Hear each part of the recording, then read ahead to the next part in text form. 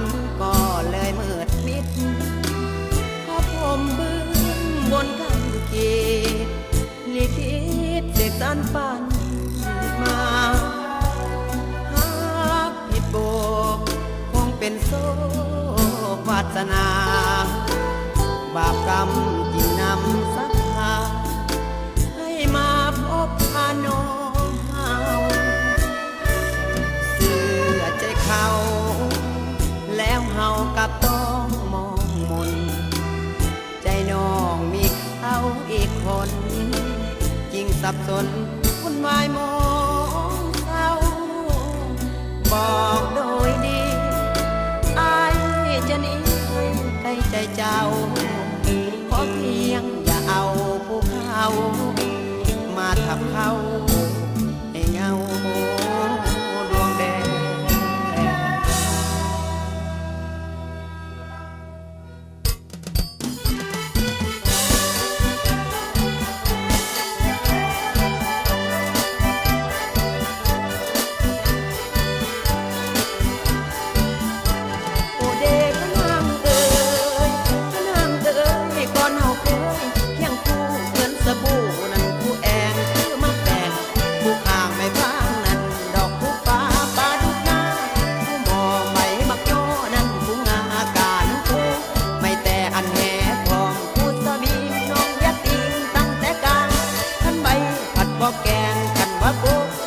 เตืองสิติงได้กะบอกคือขันบ่ตั้ง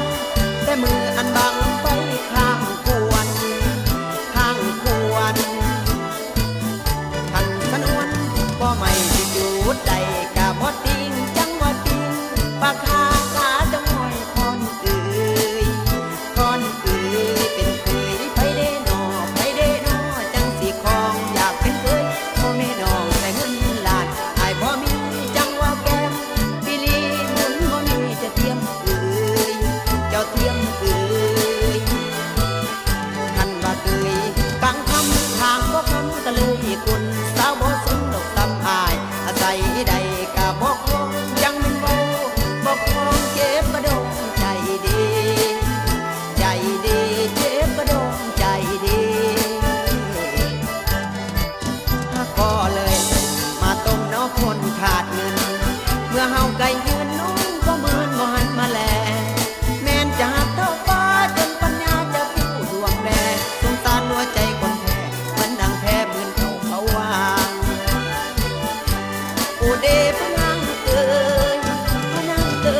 ลูกเตยเบยบ่สมใหม่แสนที่สักโอนบ่คิวบ่สมมอนปองข้างเขาวางไว้บ่เอาหาจังว่าแก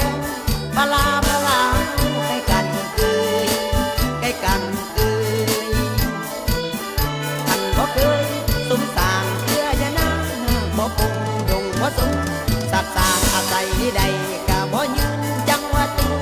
แต่ถ้าคันมายากะใจดีโอ้พี่เป้เจ้าพังจะซื้อ